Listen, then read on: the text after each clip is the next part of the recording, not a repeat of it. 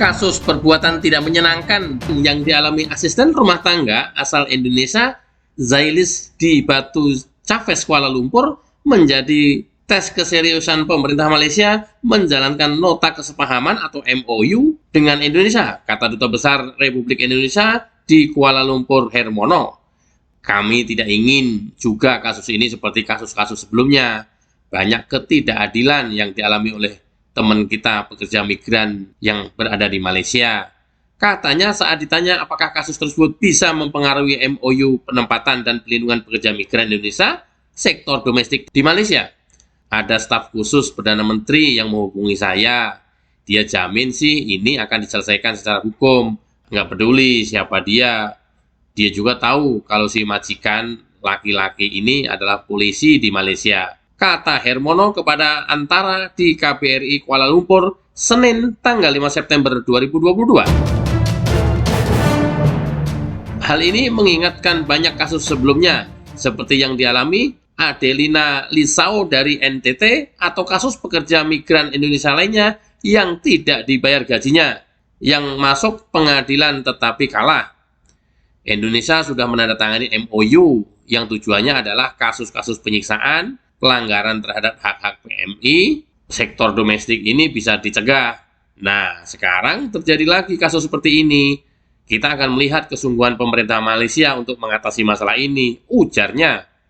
Oleh sebab itu, Hermono mengatakan KBRI Kuala Lumpur akan memonitor secara seksama proses hukum yang akan dijalani untuk kasus Zailis ini. This test, mereka serius apa enggak?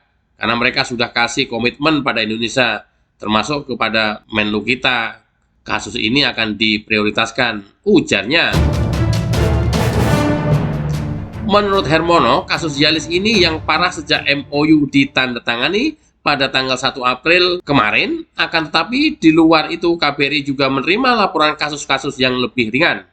Kami tahu kalau dilapori, atau mereka melarikan diri ke sini ke KBRI, atau ada masyarakat yang melaporkan pada kami.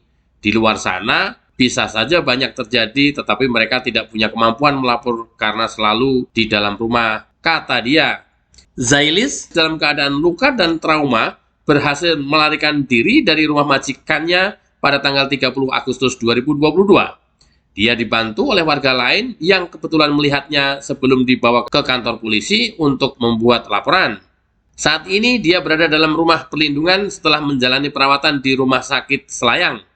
Meski demikian, KBRI sedang berupaya meminta agar Zailis mendapatkan perawatan terlebih dahulu hingga sembuh sebelum di rumah perlindungan. KBRI juga mendapat laporan Zailis mulai terlihat lebih ceria dan kesehatannya semakin membaik. Pihak KBRI masih berupaya menghubungi pihak keluarganya yang berada di Indonesia. Informasi dikutip dari berbagai media massa. Peristiwa demi peristiwa terus saja terjadi di Malaysia. Perlakuan tidak menyenangkan terhadap pekerja migran Indonesia yang bekerja di Malaysia. Padahal MOU kerjasama pelindungan tenaga kerja migran Indonesia telah ditandatangani kedua negara. Seriuskah Malaysia mentaati MOU tersebut? Tuliskan pendapat Anda di kolom komentar. Jangan